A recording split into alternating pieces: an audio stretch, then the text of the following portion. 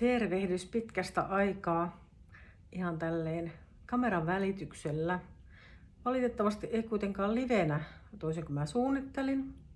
Mun edellisestä livestä on sen verran aikaa, että mä en ollut tajunnut, että se on muuttunut koko homma. Mä etsin vaikka kuinka kauan tuolta tarinat-osiosta, että mistä minä saan sen liven nyt pyörimään. Ja sitten menin katsomaan ohjeita, niin kävi ilmi, että eihän se nykyään onnistu muilla kuin sellaisilla tileillä, joilla on vähintään 1000 seuraajaa. Ja mulla on alle 800, niin en pystykään live-lähetystä enää pitämään toistaiseksi. Joten sitten päätin tehdä tällaisen videon. Ja minkä takia? Niin siksi, että tänään on Tähtitekstin virallinen 10-vuotispäivä, eli 13.1.2016 rekisteröin Tähtitekstiin toiminimen. Aika hurja tunne. Tavallaan tuntuu siltä, että vau, että enpä olisi uskonut, että vielä 10 vuoden päästäkin tässä olen, mutta toisaalta totta kai olisin uskonut. Enhän mä muuten olisi edes varmaan uskaltanut ryhtyäkään tähän. Mä olin siis Like-kustannuksessa toistakymmentä vuotta töissä ja vuoden 2015 lopussa sitten irtisanouduin sieltä ja siirryin toiminimiyrittäjäksi. Ja toki sitä hyppyä pehmensi merkittävästi se, että mä edelleen jatkoin yhteistyötä Liken kanssa tavallaan melkeinpä samalla tavalla kuin sitä ennenkin. Eli he työllistivät mua ihan samaan tyyliin kuin sitä ennenkin. Että ainoastaan olin sitten vaan talon ulkopuolella. Ja ne alkuvuodet menikin aika pitkälti siihen malliin. Mä toki sitten otin siihen oheen alusta lähtien jonkun verran yksityisasiakkaita. Ja sitten mä olin jo aiemmin, kun mä olin vuoden vuorotteluvapaalla, niin asuin Salossa silloin, niin olin Salon kansalaisopistossa alkanut opettaa luovaa kirjoittamista. Ja niin jatkoin myös sitä sitten edelleen. Eli mulla oli nämä kolme tavallaan työllistäjää siinä rinnakkain. Ja se tuntui tosi mielekkäältä. Ja musta oli ihana päästä tavallaan myös takaisin sinne ruohonjuuritasolle, eli sinne ei-kaupalliseen kirjoittamisen pariin, mikä erityisesti tietenkin kansalaisopistokursseilla painottu. Kyllä sielläkin ohjasin myös siitäkin näkökulmasta, että jos on kiinnostusta ja kunnianhimoa niin kuin ihan kustantamokirjailijaksi, mutta paljon myös ihan sitten vaan luovaa kirjoittamista. Ja sitten yksityisasiakkaat on varmaan alusta asti ollut kyllä semmoisia tavoitteellisia kirjoittajia, että joko on tavoitteena tehdä omaa kustanne tai sitten tarjota sitä omaa käsikirjoitusta kustantamoon. Ja sekin on tuntunut alusta asti tosi mielekkäältä ja merkitykselliseltä, että on päässyt tavallaan jo siinä vaiheessa sitten auttamaan ja tukemaan ja neuvomaan toisin kuin silloin, kun oli kustantamossa töissä.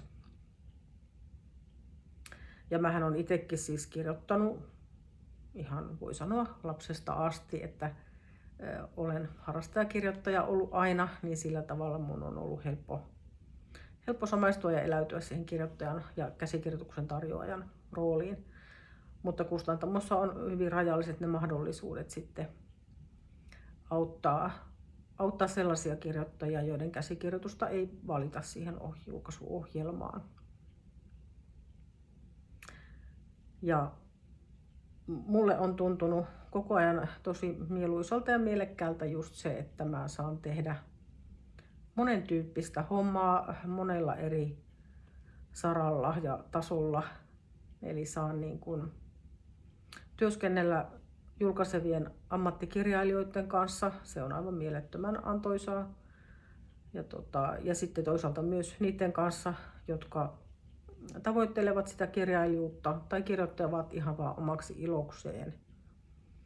Ja mun mielestä se tekee tosi hyvää ja on terveellistä niin kun tutkailla sitä kirjoittamista ja kirjallisuutta ja kirja-alaa kaikista näistä eri näkökulmista. Ja sitten tietenkin tähän on tullut sitten vielä mukaan myös se mun oma kirjailijuus sitten myöhemmin. Mutta sitten tosiaan mitenkäs nämä on edennyt nämä vuodet. Paljon on tullut niin kuin tosiaan uutta mukaan ja joitakin vanhoja asioita on jäänyt, mutta onneksi myös monia vanhoja asioita on säilynytkin, erityisesti kirjailijasuhteita ja uusia on tullut, mikä on mahtava juttu. Vuosi 2020 oli semmoinen käänne, niin kuin se oli varmaan melkein kaikille, että silloin tuo kansalaisopisto-opetus hetkeksi loppui ja sitten mä loppujen lopuksi lopetin sen omalta osaltani sitten kokonaan siinä vuonna. Ja syksyllä 2020 sitten julkaisin mun ensimmäisen verkkokurssin, eli kirjailijaksi verkkokurssin. Eli siirsin verkkoon tätä omaa opetustoimintaa. Ja seuraavana vuonna 2021 julkaisin sitten kuunneltavat kirjoitusharjoitukset, eli sanasukellusharjoitukset, jotka on taas sitten niin kuin sitä itse kirjoittamisen ohjaamista. Ja tuo kirjailijaksi verkkokurssi puolestaan neuvoo sitten kustantajan etsinnässä ja sen käsikirjoituksen viimeistelyssä ja tarjoamisessa ja koko siinä prosessissa. Ja sekin oli semmoinen hieno merkittävä askel kyllä, että se mun toiminta laajeni tuonne verkkoon myös, koska silloin se sitten ei ole enää niin sidonnaista niin kuin maantieteestä eikä muusta, että sitä kautta on tullut sitten asiakkaita ja ihmisiä niin kuin ympäri maailmaa, että ulkosuomalaisia on löytynyt sitten sitä kautta myös. Ja sitten pikkuhiljaa, aluksi mä tein tosiaan sinne Likeen ainoastaan, että se oli mun ainoa kustantamo, mihin mä tein, mutta pikkuhiljaa sitten rupesi tulemaan muitakin kustantamoita mukaan.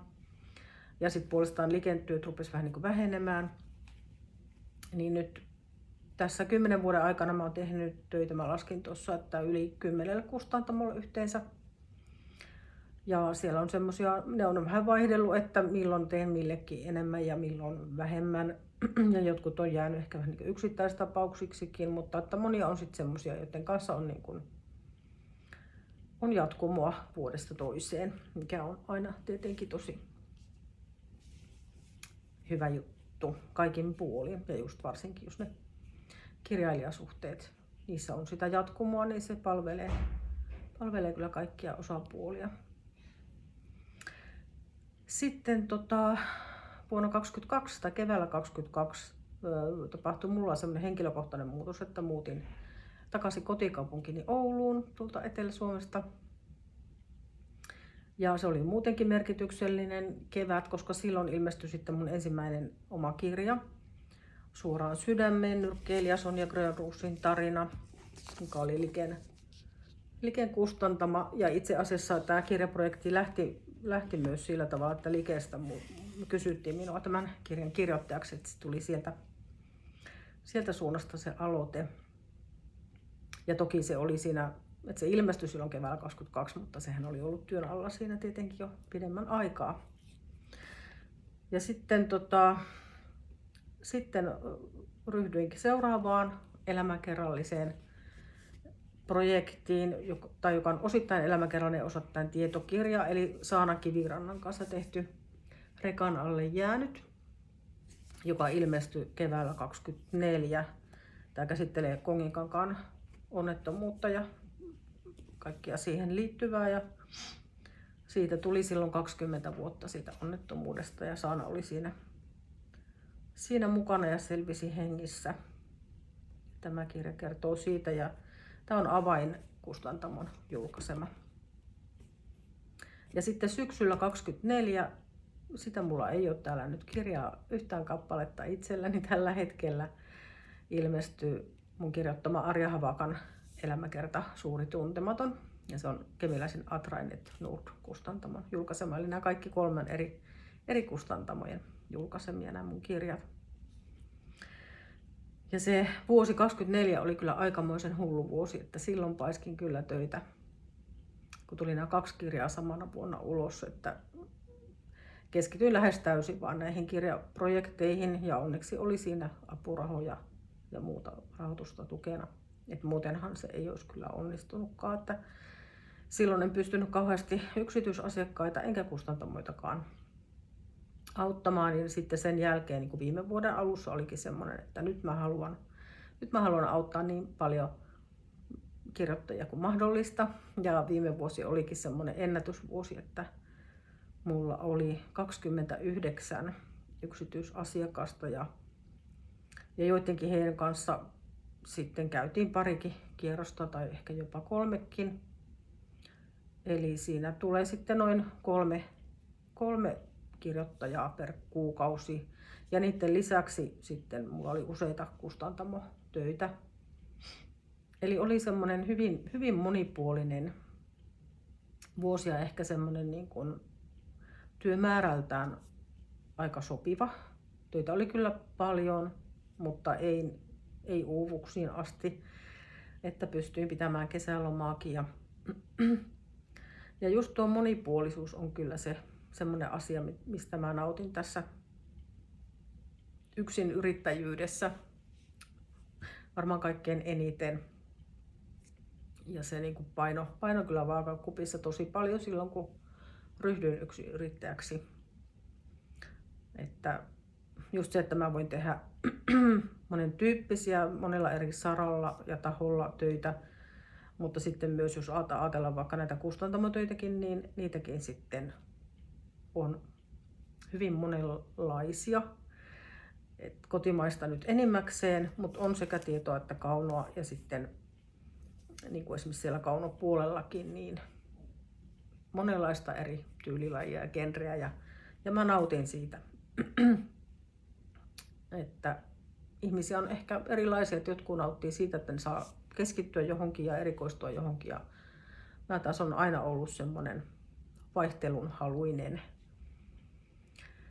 Ja tietenkin sitten se oma kirjoittaminenkin on tässä niin kuin kulkenut vaihtelevasti rinnalla. Mä oon täällä puhunutkin tällä tilillä aina välillä siitä mun niin sanotusta ikuisuusprojektista, ikuisuuskässäristä, joka on siis romaanikäsikirjoitus. Ja se on oikeasti ikuisuusprojekti, koska mä oon kirjoittanut ensimmäiset rivit siihen 19-vuotiaana ja mä oon nyt 56-vuotias.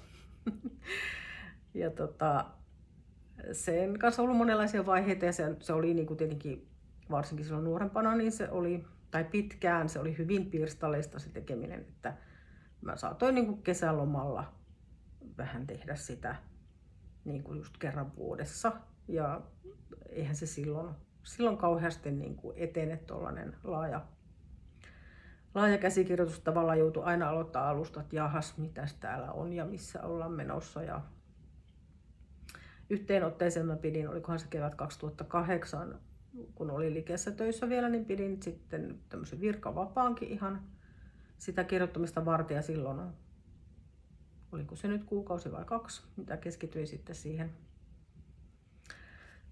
sen edistämiseen. Silloin sainkin paljon aikaa ja sitä ennen mä olin sitten ollut myös työn ohella tuolla Oriveden opiston semmoisella vuoden mittaisella mestarikurssilla, jossa kanssa työstin sitä, että nämä on ollut 2 semmoista tärkeää periodia siinä. Ja sitten sen jälkeen, kun jäin yksinyrittäjäksi, niin on ollut joitakin lyhyempiä periodeja, jolloin olen tätä asiaa edistänyt. Ja se on käynyt 1 tai 2 kustantamokierrosta läpi. Ja yhdessä kustantamossa oltiin jo vähän lähestymässä sopimusta, mutta sitä ei lopulta ei sitten syntynyt. Ja mulla on itsellä ollut sitten erilaisia vaiheita just, että välillä on ollut kyllästynyt ja en ole jaksanut siihen paneutua. Ja välillä taas sitten on ollut muita töitä niin paljon, että ei ole ollut mahdollisuuksiakaan. Ja nyt tällä hetkellä mulla on semmoinen toivomus tälle vuodelle, että mä nyt saisin vielä aikaiseksi lähettää sen yhdelle kustantamokierrokselle, mikä edellyttää sitä, että mä vielä joitakin viilauksia siihen teen sitä ennen. Ja sitten jos sitä kustantamoa ei löydy, niin sitten mä todennäköisesti julkaisen sen omakustanteena. Ja olen kyllä miettinyt sitä niin kuin muutenkin, että julkaisisinko ihan suorilta omakustanteena vai laitanko vielä tarjolle, mutta ehkä mä vielä parin paikkaan sen laitan. Ja mutta se omakustannekaan ei ole ollenkaan huono vaihtoehto, että mulla tässä vaiheessa on itsellä sellainen olo, että mä nyt haluan sen kuitenkin saada pakettiin ja mieluiten vielä sitten ensi vuonna, eli 2027, koska se romaanin tapahtumat sijoittuu kesään 87, josta tulee sitten 40 vuotta, niin musta olisi aika makeeta saada se silloin ulos. Eli se on tämmönen kasarinostalginen romaani. Joo, mutta vaikka mä siis nautin ilman muuta kirjoittamisesta ja se on mulle tärkeää ollut aina ja on ollut innostunut näistä elämäkertatöistä, niin kuitenkin mulle on niinku selvää kaikki, paitsi taloudellisesti, niin myös muutenkin, että mä en halua keskittyä vain kirjoittamiseen, vaan mä oikeasti haluan tehdä monenlaista. Ja nyt sitten sen jälkeen, kun mä muutin Ouluun, niin sitten tämä ammatillinen elämä on siinäkin mielessä vähän monipuolistunut ja vilkastunut, että täällä Oulussa on kirjailijaseura, jonka jäseneksi mä oon liittynyt ja olen nyt toista vuotta sen hallituksen varajäsen. Ja se on ihana juttu, että siellä on sitä kollegiaalista elämää sitten, jota ei Salossa kauheasti ollut. Ja sen lisäksi mä sitten tuossa, oliko se nyt 23 vai milloin se oli, kun mä tulin tänne Theodorin puistoon, jossa mulla on työhuone. Tää on Oulun Tuirassa sijaitseva tämmönen vanha entinen kuurojen koulu, 1906 rakennettu ja upea miljöö, jossa mä oon nyt viime syksynä vaihdoin työhuonetta vähän isompaan huoneeseen ja mulla on täällä naapureina ja kavereina monenlaisia yrittäjiä, on käsityöläisiä ja taiteilijoita ja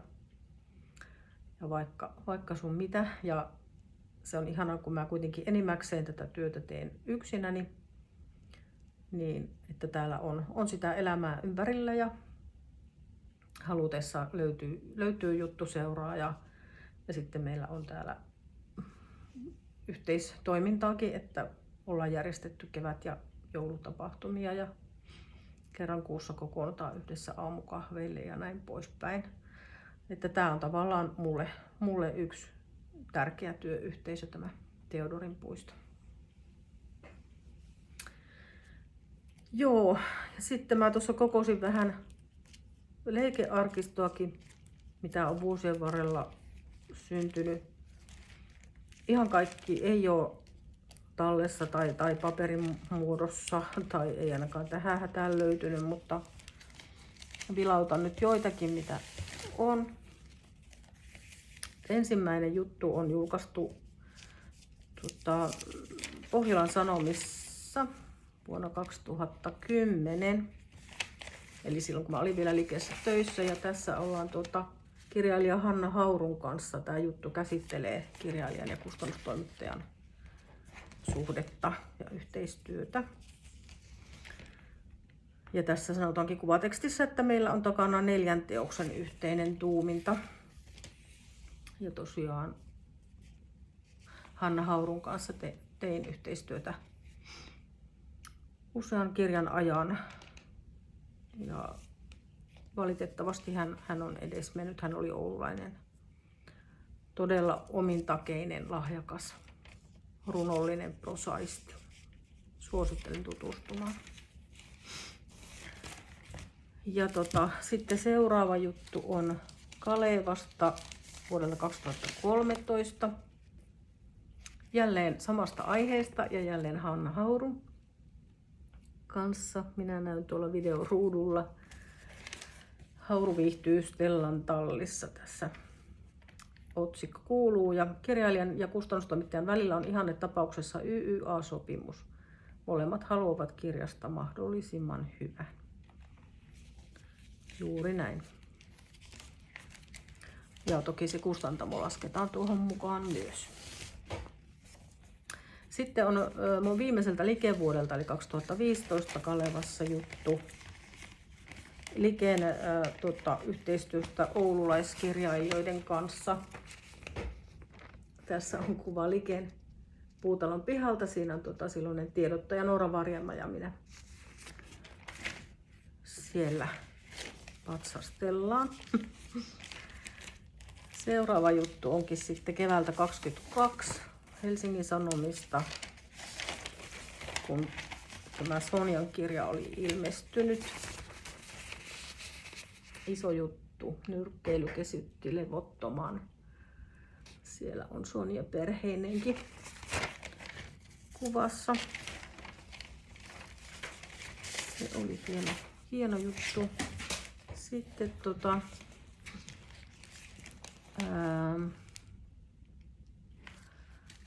sitten on Kalevassa keväällä 2023, kun mä olin paluumuuttanut Ouluun, niin siitä aiheesta.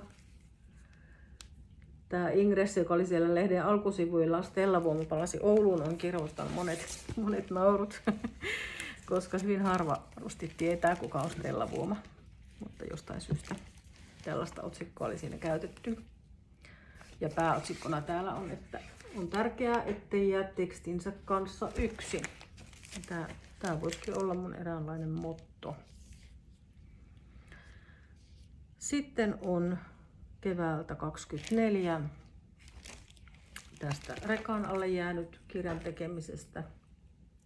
Tämä oli, mikä se lehden nimi nyt onkaan, oliko se Mun Oulu, mikä se on? Hehe. Ja sitten vielä viime syksyltä Journalisti-lehdessä juttua kustannusalan freelancereista, jossa olin yhtenä haastateltavana. Otsikkona Monipuolinen osaaminen auttaa kustannusalan freelanceria pärjäämään alalla. Ja tuolla on kuva minusta täällä meidän Teodorin puistossa. Ja kuvatekstissä todetaan, että olen tyytyväinen työnkuvaani yrittäjänä ja sitä todellakin olen. Ja just tämä monipuolisuus on se suola. Ja toki se, että saa itse sitten myös määritellä omat työaikansa ja maantieteelliset sijaintinsa ja työasentonsa ja ergonomiansa ja työrytminsä ja tauot ja ihan kaiken. Että toki sitten kaikissa töissä on omat aikataulunsa, varsinkin noissa kustantamotöissä. Niin toki niistä pidetään kiinni ja ne niin kuin aikatauluttavat sitä elämää. Mutta sitten noin niin kuin päiväkohtaisesti niin se valinnanvapaus ja valta on itsellä, miten sen oman päivänsä järjestää.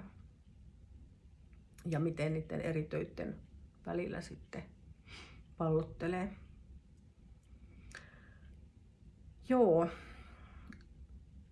Mitäs muuta tälle vuodelle? Mulla oli semmoinen kunnianhimoinen suunnitelma, joka mulla on ollut jo monta vuotta, että minä saisin vihdoinkin tehtyä sen prosaistin täsmätreenikurssin tai ensimmäisen niistä kursseista, joka on jossakin muodossa toteutettava verkkokurssi. Joko itse opiskeltava tai sitten vuorovaikutteinen tai sitten molempia. Ja mua harmittaa sillä tavalla, että mulla on tavallaan aika selvät sävelet, mitä mä haluan tehdä, mitä mulla on annettavana. Ja haluaisin sen antaa ja jakaa, mutta aika ei riitä, että nytkin tänä vuonna on sillä tavalla erikoinen vuosi, että mulla oli jo viime vuoden puolella tämän vuoden kalenteri hyvin pitkälle niin kuin jo selvillä. Että ihan tuonne kesän yli syksyyn asti. Ja varsinkin nyt se alkaa olla niin kuin ihan täynnä tavallaan tuo kalenteri, että sinne ei enää mitään yllätysmomentteja kauheasti mahdu. Ja mä olin siis etukäteen ihan merkannut kalenteriin, että milloin työstän tätä prosessin täsmätreenikurssia ja olin suunnitellut myös, että järjestäisin taas kirjailijaksi valmennuksenkin ja kustantamossa valmennuksen ja näin, mutta että mä kuitenkin aina priorisoin nuo kustantamotyöt kaiken edelle, koska mä haluan pitää yllä sitä mun ammattitaitoa kustannustoimittajana ja haluan pitää kiinni niistä kustantamosuhteista ja kirjailijasuhteista aivan ehdottomasti, että se on niin se ykkösjuttu mulle. Niin sen takia sitten helposti nämä verkkokurssihommat sitten jää jalkoihin, niin kuin se oma kirjoittaminenkin. Ja sitten taas yksityisasiakkaat on myös semmoinen tietenkin tärkeä asia, mitä mä priorisoin. Et ensin tulee kustantamotyöt, sitten yksityisasiakkaat ja sitten kaikki muu. Niin sillä tavalla edetään nyt tänäkin vuonna. Mutta katsotaan, toivotaan, että minä nyt vaikka sitten syksylle saisin saumoja edistää tuota kurssiasiaa, koska minä olen sellaisessa uskossa ja käsityksessä, että minulla olisi annettavaa sillä saralla, just koska tästä kokemusta ja monipuolista kokemusta on kertynyt niin paljon. Olen niin paljon käsäreitä käynyt läpi ja työstänyt kirjoittajien ja kirjailijoiden kanssa, että sieltä on niin kuin aika selkeästi hahmottunut semmoiset tietyt tyypilliset ikään kuin kompastuskivet tai heikot kohdat, joita on aika helppokin sitten itse oppia havaitsemaan ja työstämään. Että tavallaan tämä on aika semmoinen, niin kuin ehkä tuo täsmätreenin nimikin sanoo, niin aika semmoinen ikään kuin teknispainotteinen tai niin kuin proosan keinoihin liittyvä kurssi tai kursseja. Että avuksi tavallaan siihen tekstin työstämiseen ennen kaikkea. Ei välttämättä niinkään tekstin tuottamiseen, vaan sen olemassa olevan tekstin työstämiseen ja hiomiseen.